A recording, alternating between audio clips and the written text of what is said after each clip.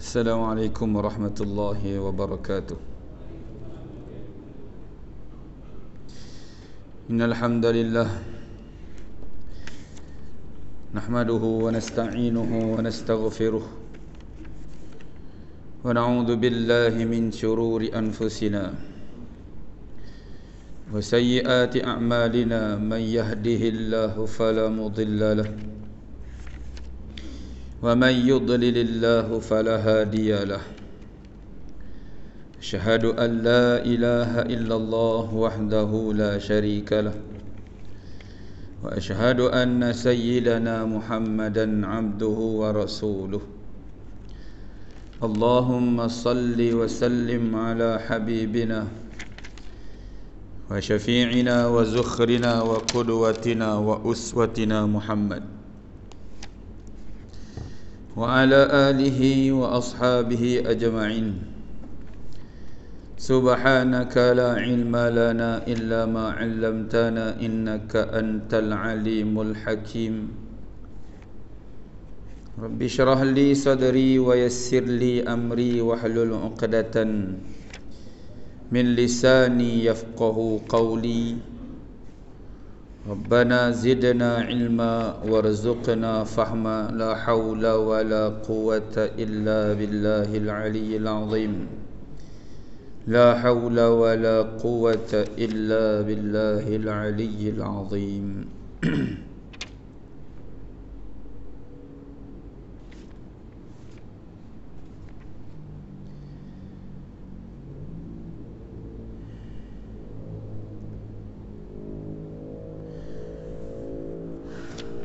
Amma ba'd.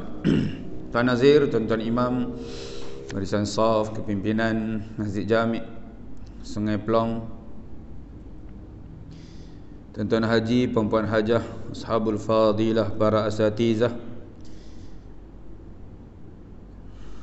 muslimin muslimat yang dirahmati oleh Allah Subhanahu wa taala sekalian. Alhamdulillah, kita panjatkan isi kesyukuran kehadrat Allah Subhanahu wa taala atas limpah inayah dan atas izinnya juga dapat sama-sama kita berada di dalam majlis ilmu.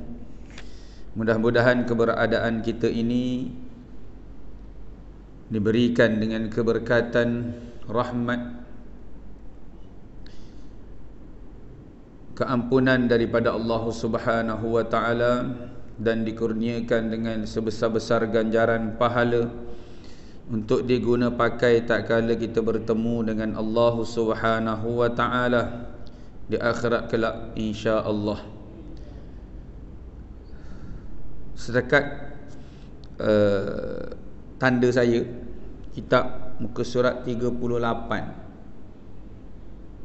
Kalau ada tanda yang ke depan lagi, mohon beritahu. Ada tanda? Betul tak 38? Setakat saya punya lah. Ada yang ada tanda Haji? Tak ada deh. Tak ada, saya ikut saya punya tanda lah. Baik. Kata pengarang rahimahullahu ta'ala, hadis yang ke-9 berkaitan dengan solat berjemaah. Qala al-muallifu rahimahullahu ta'ala wa nafa'ana bi'ulumihi fid daraini amin ya rabbal alamin. Telah berkata pengarang rahimahullahu ta'ala, moga-moga Allah Subhanahu wa ta'ala merahmati akan pengarang kitab, wa nafa'ana, dan memberi kepada kita akan manfaatnya, manfaat dengan barakah, bi barakati ulumihi, dengan barakah ilmu pengarang rahimahullahu ta'ala. Manfaat itu di mana? Manfaat di dunia dan juga manfaat di akhirat insya-Allah. Baik, hadis yang ke-9 solat berjemaah ini, pengarang mengambil satu hadis daripada Abdullah bin Amr bin Al-As. An Abdullah bin Amr bin Al-As radhiyallahu anhuma anna Rasulullah sallallahu alaihi wasallam qala salatul jama'ati afdalu min salatil fadhi bi 27 darajatan.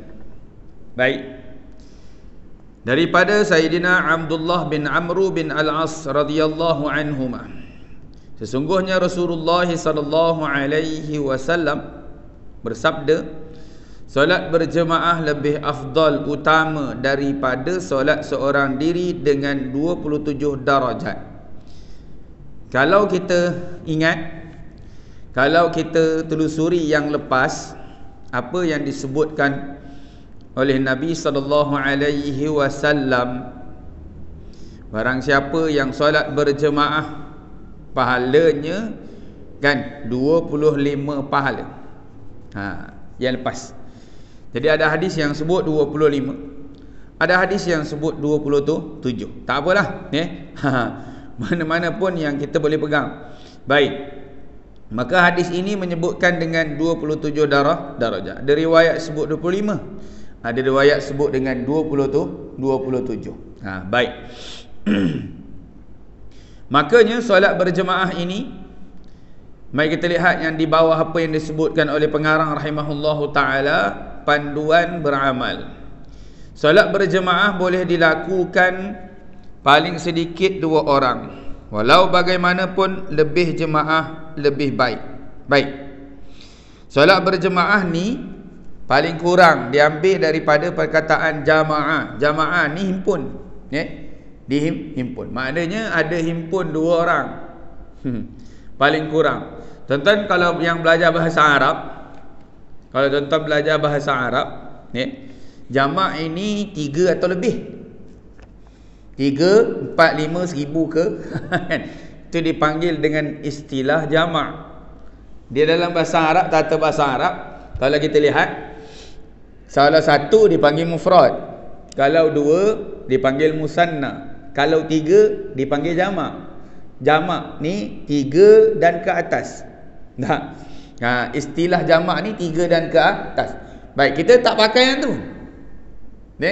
Sebab itu kadang-kadang ada istilah dalam bahasa, ada istilah dalam syarak. Kedua-duanya kena dibezakan, dibezakan. Jadi jamaah ini kalau ikut di dalam bahasa Arab, dari segi istilah, ada 3 orang dan ke atas, itu makna jamak. Tak, makna jamak. Tapi kita tak pakai yang itu. Adapun yang disebutkan pada istilah syarak ataupun istilah yang beri makna kepada syarak ini, iaitu yang kita kena faham 2 orang cukup dah, memada untuk dapat yang kita sebutkan dengan pahala sembahyang berjemaah 27. Sembahyang 2 orang dah cukup memadai, dah dapatlah disebutkan dengan pahala 27. Tuan-tuan kena bezakan antara pahala dan fadilat. Fadilat tu tak sama dengan pahala. Baik. Pahala, tuan-tuan, sembahyang paling kurang pun sembahyang berjemaah lambat datang. Bila boleh dapat 27 pahala ni? Sampai bila? Sebelum imam memberi salam. Setakat tu tahiyat akhir. Sebab itu kalau kita belajar di dalam solat berjemaah ni, berkaitan dengan solat berjemaah, ada 2 tempat imam sunat tunggu makmum. Ada 2 tempat imam ni sunat tunggu makmum. Di mana? Yang pertama ketika rukuk. Ketika rukuk sunat tunggu makmum. Kan? Andai kata ada dengar bunyi pintu kerengek sikit betul. Dia beri isyarat tu. Dia beri isyarat dia masuk dalam masjid. Tak, dia sembahyang. Maka imam ni dah habis surah, kemudian dia pun rukuk. Rukuk ni boleh lama sikit. Tunggu makmum di belakang. Kan? Untuk apa 2 tempat ni? Satu, rukuk untuk dapatkan rakaat. Kalau sekiranya dia orang yang masbuk, dia akan nak dapat rakaat dengan rukuk bersama imam. Tuan-tuan dah maklum semua. Tuan-tuan dah belajar Arab ni, kan? Saya ulang sahaja. Baik. Satu lagi tempat tunggu yang disunatkan bagi imam untuk tunggu, iaitu di tasyahud akhir. Maknanya tasyahud akhir tu boleh tunggu sikit. Supaya apa? Satu, dia boleh dapat pahala berjemaah 27. Maknanya sebelum imam beri salam, dia takbir Allahu Akbar, dia takbir. Bila dia takbir saja, imam pun beri salam. Contohlah kan, Allahu Akbar, imam pun Assalamualaikum warahmatullahi, Assalamualaikum warahmatullahi. Dia terus berdiri kat situ, dia terus sembahyang. Dapat tak dia pahala berjemaah? Dia dapat pahala berjemaah yang disebutkan oleh Nabi sallallahu alaihi wasallam dengan 27 pahala. Tak aci Ustaz. Dia datang lambat. Kami datang sebelum azan ni Ustaz. Kami dapat 27, dia dapat 27 juga. Macam tak aci ya. Tu kami kata disebutkan bahawasanya pahala dan fadilat dua perkara yang berbeza. Dia dapat 27 juga. Orang yang datang lambat ni tadi kan, lepas daripada imam beri salam, Assalamualaikum warahmatullahi wabarakatuh, kalau dia semayang, dia takbir Allah. Dia semayang seorang, tak dapat dah 27. 27 tu tak dapat. Tak hasil dah 27 untuk dia. Baik. Bagi orang yang datang awal, sebelum azan dia dah datang, maka dia dapat fadilat yang besar. Fadilat apa dia? Kalau kita datang awal, satu fadilat dengar azan, jawab azan. Kemudian habis azan, baca doa azan. Kemudian pula kita sembahyang sunat. Lepas tu pula bila imam takbir Allahu Akbar sembahyang, kita mula sembahyang, kita dapat takbiratul ula bersama imam. Fadilat tu. Kemudian mendengar bacaan Fatihah imam, dapat pahala. Fadilat dipanggil. Kemudian imam sebut amin, kita pun sebut amin bersama imam, dapat fadilat menyebut amin bersama imam. Banyak tu fadilat dia. Sebab tu dia ibarat dia macam ni. Orang yang tadi datang lambat tu, dia dapat 27 juga. Kita yang semayang datang daripada awal, dapat 27. 27 dia dengan 27 kita. Bukan kita lah tuan-tuan. Kan? Dapat tuan-tuan punya 27, yang datang lambat pun 27. Tapi 27 dia ibaratnya seperti ibarat kita punya RM27, dia punya datang RM27. Yang kita tadi 27 yang datang awal tadi $27. Paling mahal apa? Rial. Mata wang paling mahal apa? Europe lah. Europe apa? Tolonglah sikit, saya bukan tahu sangat. Pound sterling. Kan? Itu dalam Piramli. Daripada dulu lagi pound kan? Pound sterling. Maknanya pound tinggi dah. Tu ibarat dia macam tu lah. Tak samalah 27 dia dengan 27 kita. Kalau sama, memang tak cik lah. Sebab itu Nabi SAW, kalau kita perasan dalam hadis, ada yang disebutkan, orang yang datang selepas daripada imam naik, baca khutbah dah. Kan? Makna apa dia? Dia dapat telur. Orang yang datang awal, dia dapat unta. Beza lah tu. Beza sangat. Itu dari segi fadilat. Kalau kita lihat, orang yang hasil Jumaat, dapat Jumaat. Bila dah dapat Jumaat? Dia dapat dah, dia punya semayang Jumaat tu sah dah. Hujung-hujung kat mana? Paling kurang dia dapat Jumaat itu, iaitulah apabila dia dapat satu rakaat bersama imam. Dia semayang satu rakaat bersama imam. Bukan saya suruh ni Bukan saya suruh ni. Nak beritahu dari segi hukum dapat Jumaat tu, orang yang kalau dia contoh lah kan, masuk khutbah dia duduk lagi dekat kedai. Pergi makan dulu tengah hari dan sebagainya. Imam dah takbir baru dia gerak. Imam dah semayang Allahu Akbar, dia gerak sampai kat dekat masjid. Dia dah dapat rakaat yang kedua. Dia masbuk rakaat kedua. Jadi satu rakaat dia dapat. Dia dapat Jumaat. Dia dapat Jumaat. Maka dia tambah satu rakaat saja. Dia dapatlah Jumaat dengan dua rakaat dia semayang. Andai kata dia tak dapat, satu rakaat tak dapat, dia datang dah imam dah bersalam, ataupun dia datang imam dah habis rukuk dah, imam dah sujud dan sebagainya kan, rakaat kedua, maka dia tak dapat rakaat. Dia kena semayang 4 rakaat zuhur. Dia tak dapat Jumaat tu. Saya nak cerita apa? Nak ceritanya orang tu dapat juga Jumaat, tapi fadilat dia tak sama. Fadilat orang yang datang awal penuh dengan fadilat yang Allah Subhanahu Wa Taala beri banyak. Tak? Tu ibaratnya macam unta dengan telur. Beza tak? Unta dengan telur? Jauh beza harga. Unta berapa ribu? Telur berapa ringgit? Tu pun dah naik sikit lah. Tapi nak cerita masih murah lagi lah, nak dibandingkan dengan unta. Sebab itu dalam kitab Bidayatul Hidayah lil Imam Al-Ghazali rahimahullahu ta'ala, Imam Ghazali buat satu bab dia apa dia?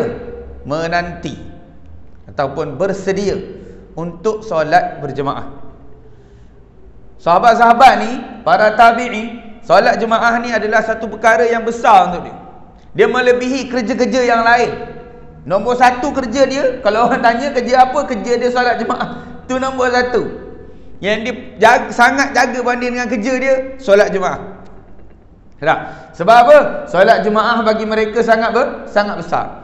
Dapat takbiratul ula, kata Abu Umamah Al-Bahili, andai kata nak diukur sama kalau tertinggal takbiratul ula, nak dibandingkan aku kehilangan satu hunta sepenuh bumi, aku lebih rasa rugi kalau sekiranya aku tertinggal takbiratul ula. Tak dapat takbiratul ula je tuan-tuan. Bukannya tak dapat ceritanya ni, tak dapat sampai imam dah nak rakaat terakhir, tidak. Bila imam sampai dia dah baca Fatihah dah, tu pun tak dapat dah takbiratul ula. Maknanya besarnya takbiratul ula tu. Nak ceritanya orang yang datang dapat awal tu, fadilat dia besar. Cuma dari segi pahala dapat 27 tu, dia dapat. Kalau sekiranya sekadar dia dapat semayang 2 rakaat, semayang sebelum imam memberi salam. Itu yang kita kena buat perbezaan antara fadilat dan juga pahala. Pahala 27 dia boleh dapat, tapi dia tak dapat fadilat seperti mana orang yang datang awal. Sahabat-sahabat ni kalau buat semayang sangat-sangat mereka jaga. Baju mereka ni dia boleh khusus jaga elok-elok, sayang baju tu memang untuk solat buat kerja lain, baju lain. Untuk solat dia cari baju yang mahal ataupun cari baju yang elok, yang cantik, yang dia sayang, tu dia pakai untuk semayang. Ada khusus untuk baju untuk semayang. Kenapa? Falsafahnya kita nak bertemu dengan Tuhan. Falsafahnya kita nak menghadap kepada Allah Subhanahu wa ta'ala. Memang dari segi fiqah tak jadi masalah, pakai baju batik boleh, pakai baju apa sekali pun boleh selagi tak najis dan sebagainya. Boleh pakai baju kerja pun sah semayang. Cuma dari segi falsafah mereka ni, mereka nampak sebab apa? Sebab dia nak bertemu, maknanya nak menghadap kepada Allah Subhanahu wa ta'ala. Nak menghadap dengan raja pun pakai baju elok. Betul tak? Itu raja bumi.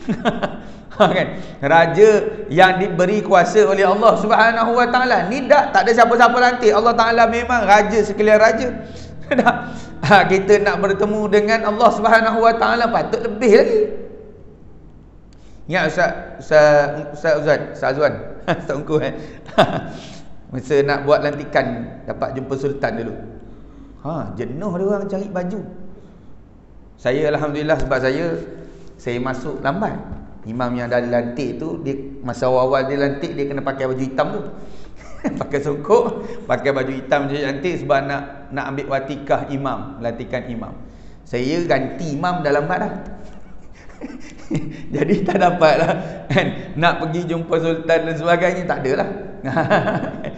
Dari segi situ kita ada kelebihan lah kan. Kelebihan tak dapat jumpa. Bukan kata inilah makna nak cerita dia, nak jumpa sultan pun kita nak kena pakai baju elok. Ni nak jumpa Tuhan kan. Patutnya dari segi falsafah lebih lagi lah.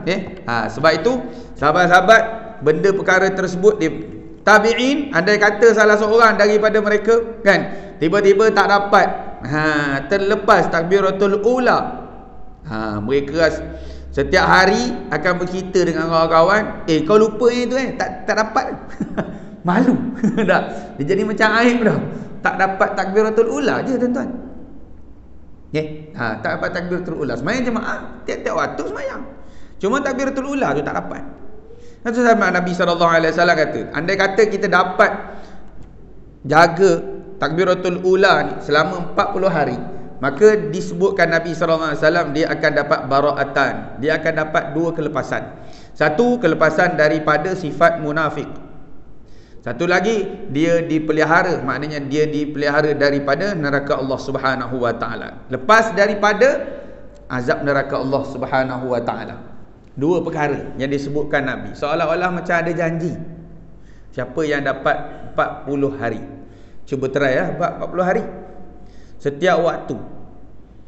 Maknanya kalau tuan-tuan dah buat 39 hari, 40 hari ke 40 tu sangkut. Subuh tak dapat, lambat. Bukan tak dapat jemaah ni cerita ni. Tak dapat takbiratul ula. Kita saya angkat tangan dululah.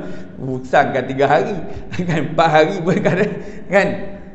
Hari ni dapat, esok tak dapat. Hari ni dapat, esok dah tak dapat. Takbiratul ula cerita ni bukan semayang berjemaah. Semayang jemaah pun kadang-kadang culas. Tak? Kadang pergi, kadang tak pergi. Nampak tak? Tak?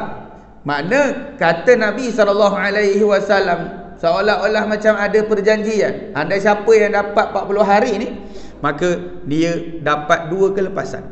Satu lepas daripada neraka, satu lepas daripada sifat munafik. Lepas tu kalau kita perhatikan bab jinayah, rasa tak? Bab jinayah yang ada ustaz kita kat sini.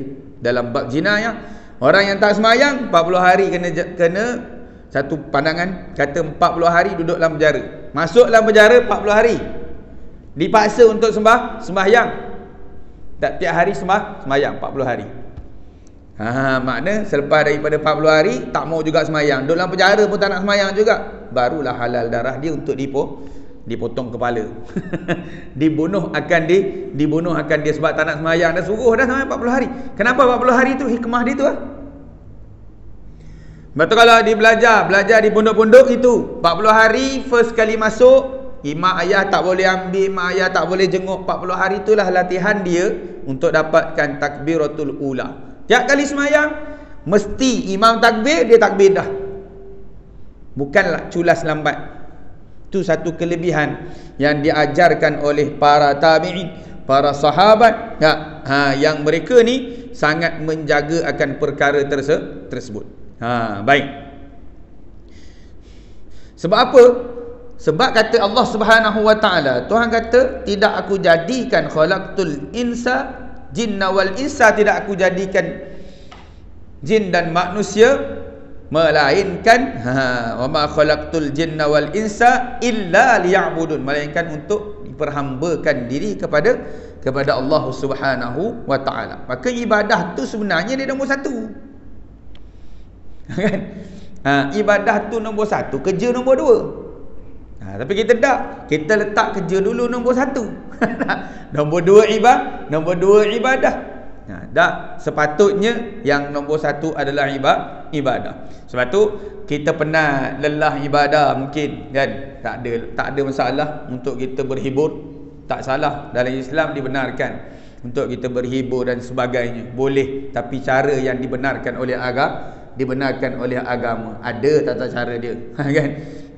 Bukan ikut suka kita saja tak, semua dah disusun kan oleh Allah Subhanahu wa taala untuk kita, dah ditetapkan. Baik. Maka bolehlah, tapi jangan sampai berhibur, berseronok sampai lupakan ibadah kepada Allah Subhanahu wa taala. Itu yang kadang-kadang kita lebih kepada berhibur berbanding dengan kita ibadah kepada Allah Subhanahu wa taala. Baik. Jadi besar fadilat kita bersedia ataupun kita tunggu nak solat jemaah 10 minit, setengah jam. Ada orang jenis itu. Tak, setengah jam sebelum tu dia jaga dah. Satu kelebihan yang kalau kita nak tengok dari segi duniawi ni lah, Allah Subhanahu wa taala buka rezeki. Tak. Ada satu kisah, siapa nama saya tak ingat lah, tapi Dr. Zul Al-Bakri kan, ada cerita kerja dia memang solat jemaah dia jaga semua. Bila jumpa orang ni sembang-sembang, rupanya bank dia ada syarikat bank yang besar. Tak. Tapi jemaah dia tak pernah culas. Dan tiap kali jemaah datang awal, tiap kali jemaah dapat takbiratul ula. Itu dari segi dunia Allah Subhanahu wa taala bagi. Tak ada masalah kan. Tak. Sebab Allah Subhanahu wa taala ni maha Maha kaya. Kadang-kadang kita fikir, orang tu banyak dah kaya, takkan kita boleh dapat juga lagi kaya? Tak dapat kalau kita macam dia. Allah Ta'ala Maha kaya. Kalau Tuhan nak beri, boleh kan? Boleh sangat-sangat. Tak? Tidak ada kekurangan dari segi kekayaan Allah Subhanahu wa Ta'ala. Baik. Itu kita bicara tentang kelebihan, tak? Fadilat dan dari segi pahala. Jadi dua orang dah sembahyang cukup dapat dipanggilkan dari segi fiqahnya, dapatlah kita berjemaah dan dapatlah disebutkan Nabi dengan 27 pahala. Baik. Yang kedua, ia boleh dilakukan di mana-mana sahaja. Kat mana-mana pun boleh. Yang disebutkan dengan solat berjemaah. Walau bagaimanapun, dari segi hukum fiqahnya kita kena faham dululah. Maknanya kalau semayang di rumah pun dapat 27 juga, semayang dengan isteri pun 27. Kan? Di mana-mana pergi R&R, ada 2 orang tengok kawan, kan? Kita semayang jemaah dengan dia. Maknanya jangan sembahyang seorang. Bukan tak sah. Semayang seorang ini dalam mazhab Imam Syafi'i rahimahullahu ta'ala masih dihukumkan dengan sah. Boleh semayang seorang diri, kan? Cuma pahala dia satu je lah. Pahala satu, tak sama macam 27 yang disebutkan oleh Nabi. Maknanya kalau tuan pergi mana-mana pun, tak? Pergi jalan kita musafir, kemudian kita semayang kat R&R, ataupun kita keluar itu mungkin tak dapat pergi masjid, pergi kat R&R semayang, nampak ada orang semayang, kita semayang dengan dia, dapat disebutkan dengan 27. Fadilat lain yang itu kita sebutkan tadi, kan? Maknanya fadilat itu berbeza. Tapi itu dia katakan yang terlebih baik dan afdalnya, dan lebih keberkatan, iaitu sembahyang di masjid. Mana kalau kita tak ada apa-apa urusan, tak keluar dan sebagainya, kan? Yang sebaiknya kita pergi ke masjid. Yang jadi masalahnya berlaku apabila ada masa, kan? Duduk di rumah tapi semayang seorang-seorang kat rumah bilik.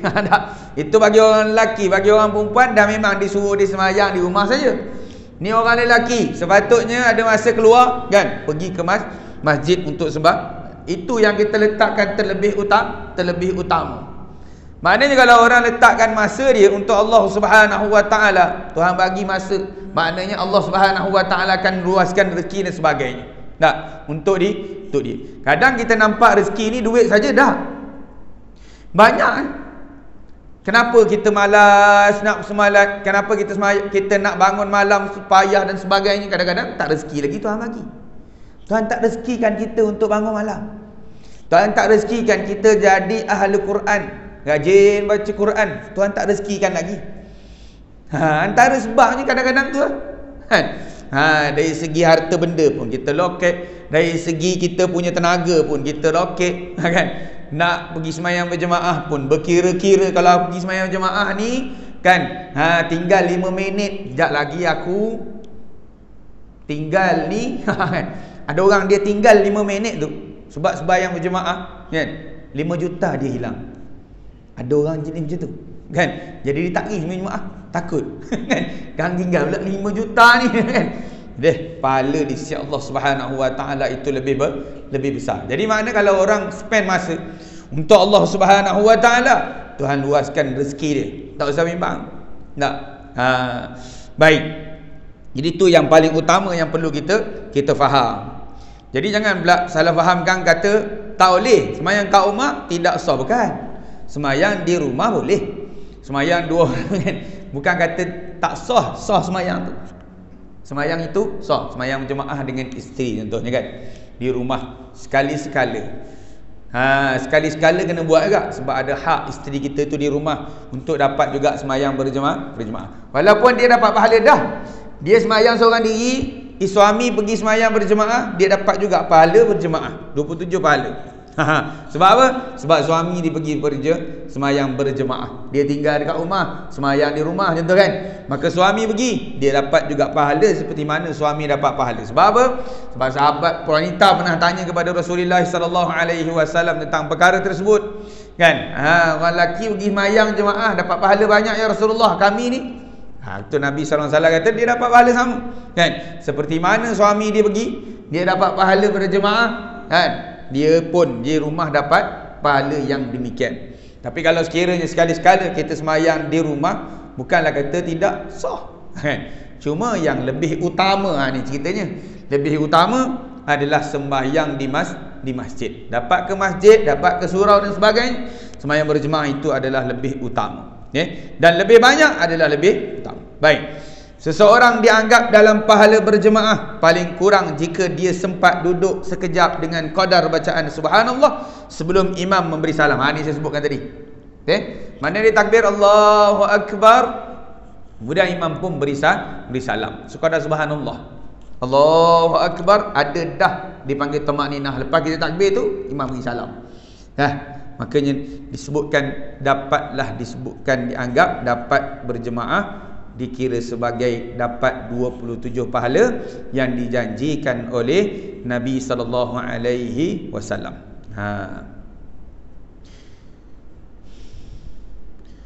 Jika telah menunaikan solat seorang diri, tidak mengapa solat sekali lagi secara berjemaah jika ada jemaah atau orang lain yang ingin menunaikan solat jemaah.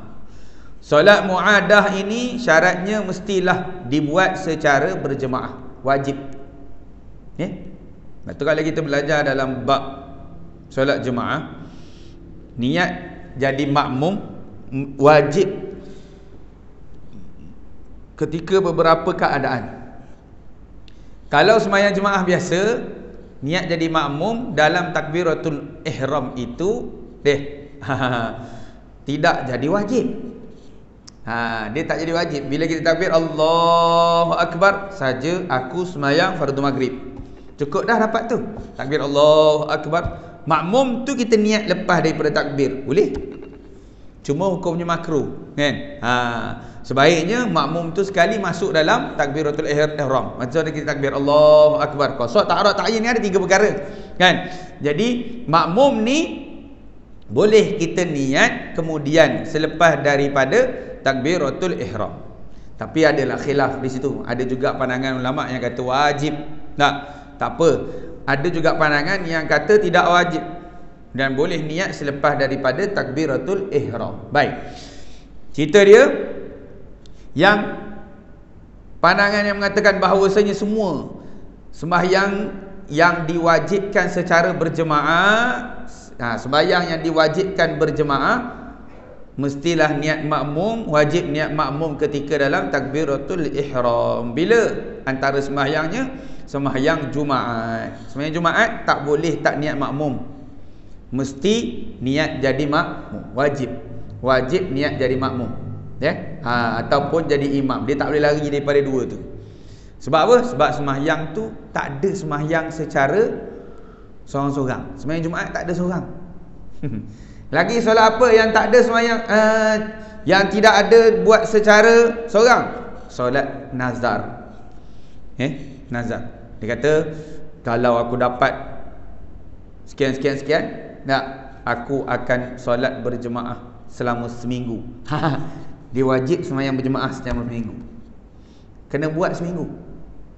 Dia kata tak berturut-turut, maka tak berturut tak apa. Yang ini cukup 7 hari. Kan? 7 hari mesti solat berjemaah. Jadi waktu tu niat makmum wajib kena ada. Satu lagi antara semayangnya adalah semayang mu'adah. Semayang mu'adah ni Nabi SAW pernah sebut kepada Sayyidina Abu Bakar. Baik, ada seorang lelaki datang selepas dia orang dah habis, sahabat-sahabat dengan Nabi dah habis semayang jemaah. Kemudian datang seorang lelaki, lelaki ni beritahu, lelaki ni datang seorang-seorang lah. Kemudian Nabi SAW beritahu siapakah dia yang nak membantu lelaki ni untuk dapat pahala berjemaah, kan? Maka Sayyidina Abu Bakar pun kata, tak, saya Rasulullah. Maka Sayyidina Abu Bakar semayang bersama dengan sahabat tadi. Kata Nabi SAW, sunnatun laka, maknanya sunat bagi kamu. Semayang tu sunat je. Yang pertama, contoh kita semayang maghrib ni tadi kan, kemudian nampak jemaah ada semayang maghrib, kita semayang maghrib lagi sekali dengan dia, boleh. Sembahyang ulangan, dan wajib syaratnya mesti sembahyang secara berjemaah. Andai kata kita nak ulang semayang, balik rumah nak semayang isyak dah semayang dah di masjid, kemudian nak semayang lagi sekali semayang isyak bersama dengan isteri, boleh.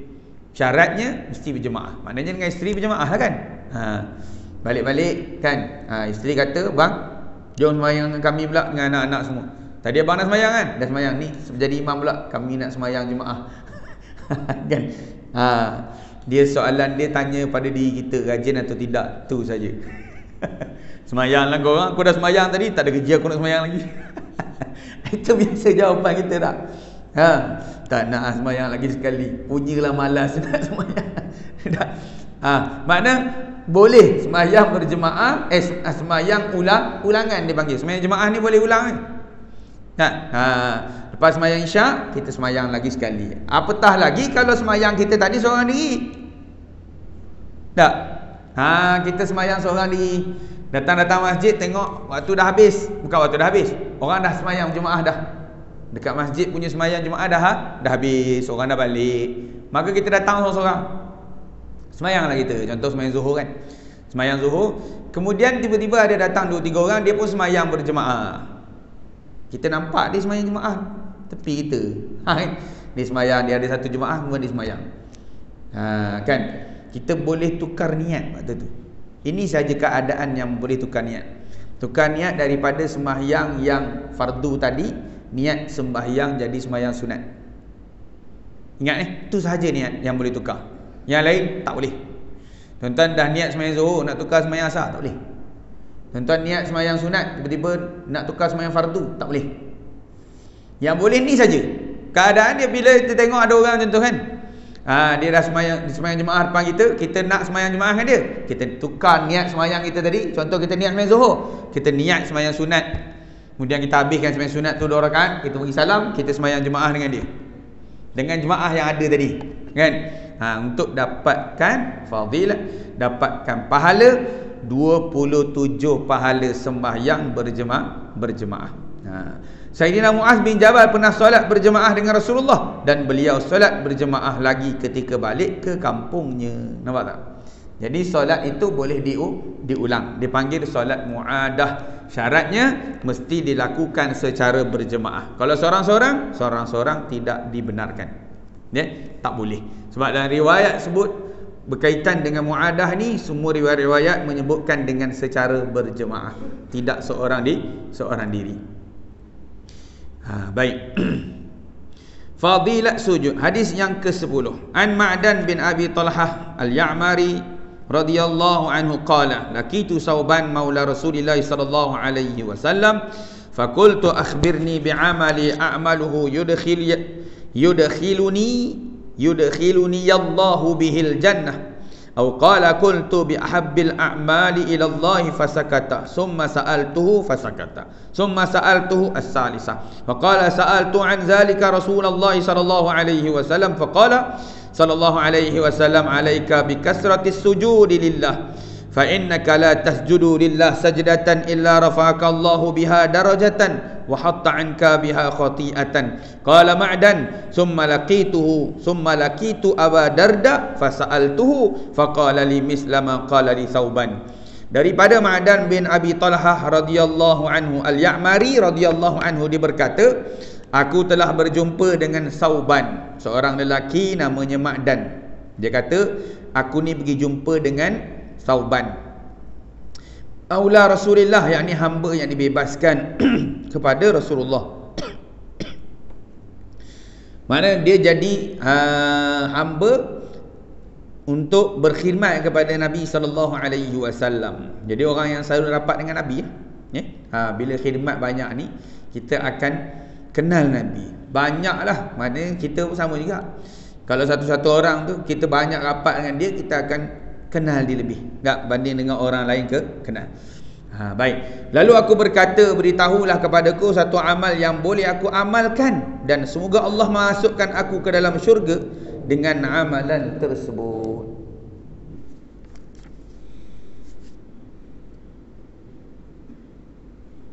Ma'dan ni seorang sahabat, Ma'dan bin Abi Talhah Al-Ya'mari, ditanya kepada seorang sahabat yang bernama Sauban.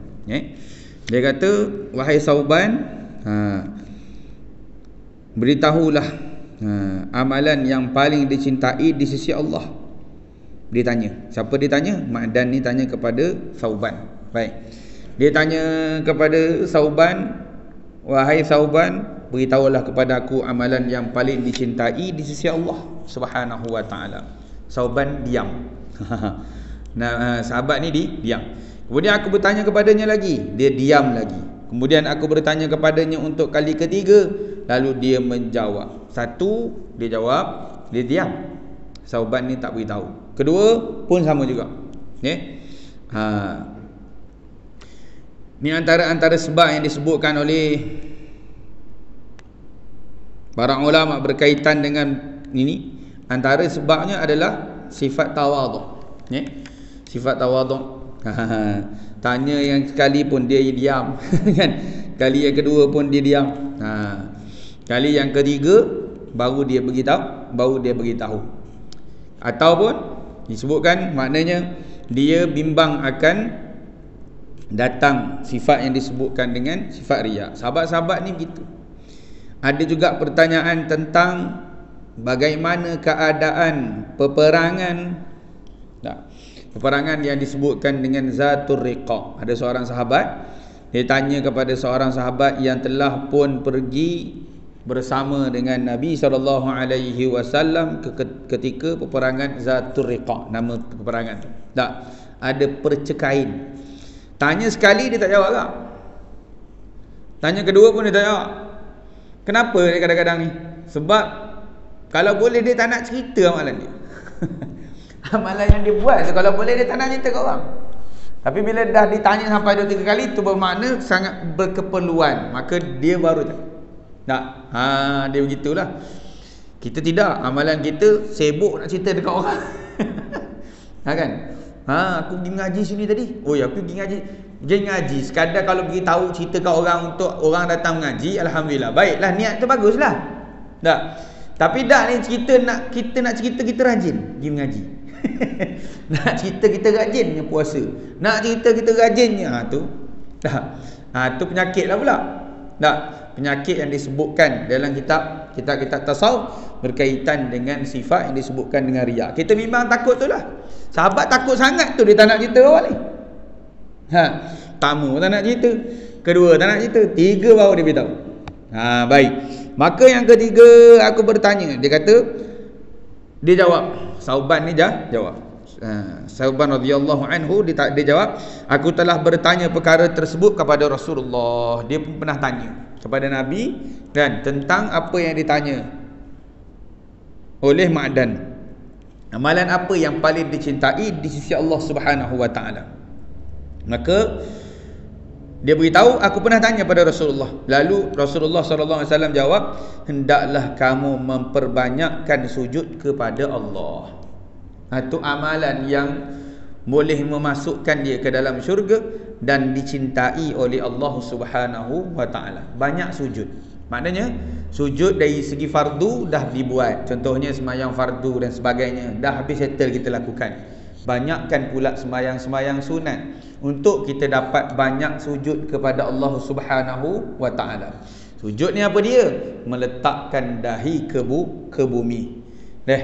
Sebab orang yang banyak sujud ni dia akan banyak rasa tazallul. Maknanya menghina diri di hadapan Allah Subhanahu wa taala. Hebatnya manusia ni Allah Subhanahu wa taala kurniakan dengan ada akal. Ada akal ni membezakan kita dengan makhluk yang lain. Kan? Ada akal membezakan kita dengan hayawan.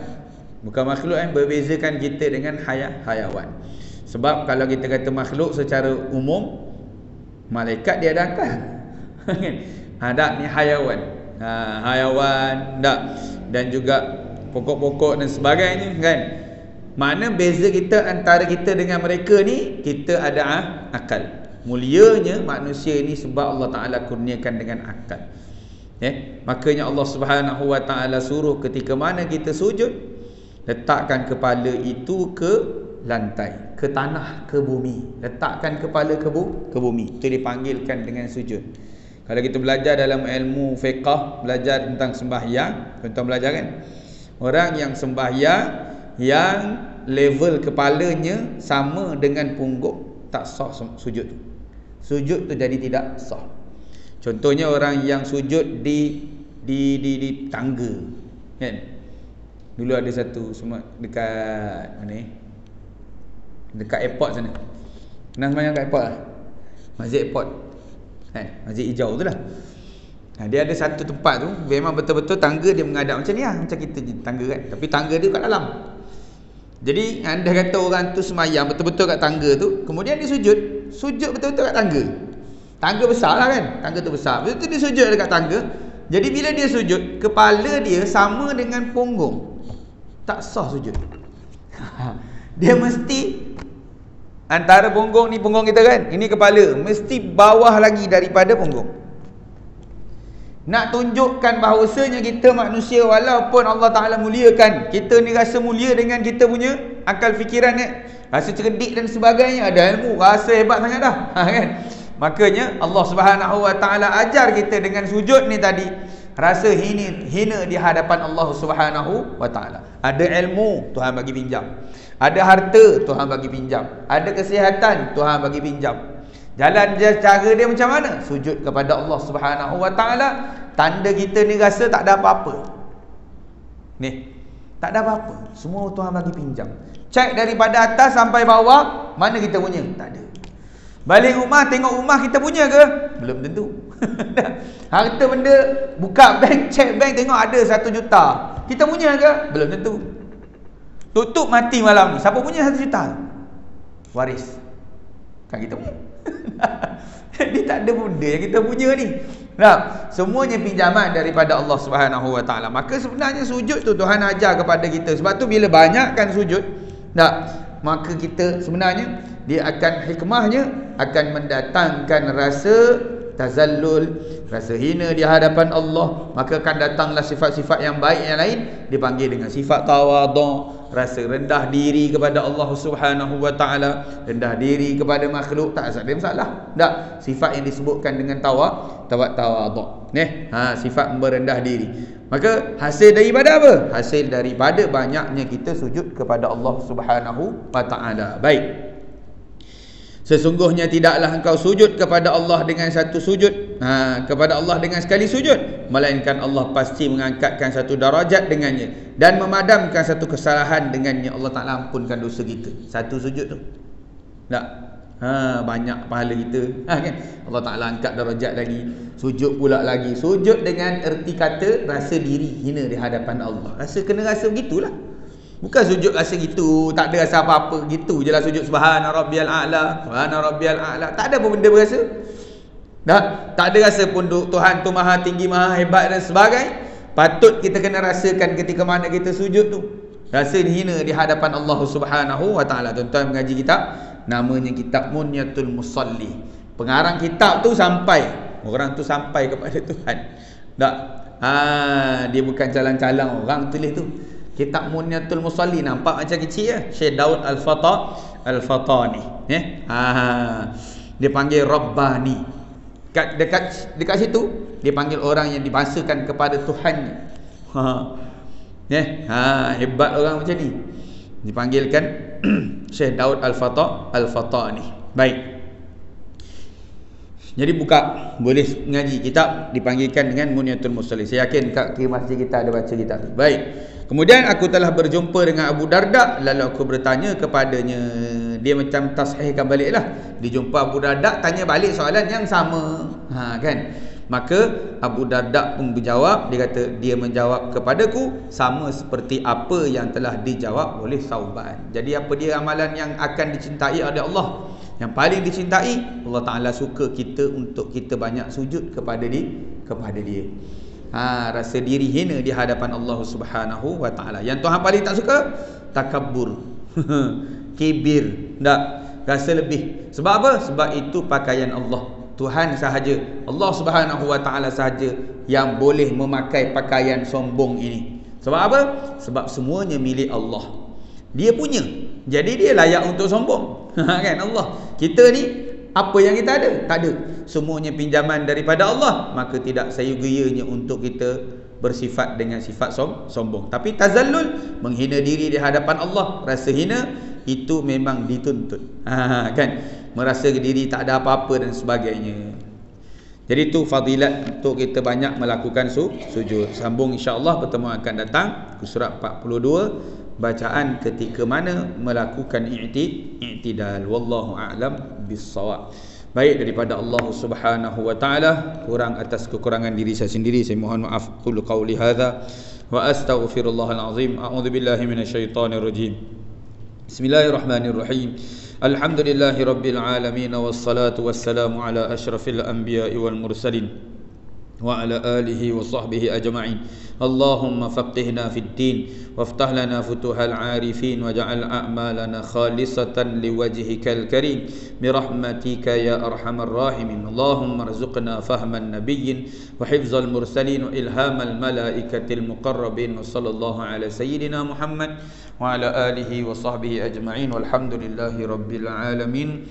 Assalamualaikum warahmatullahi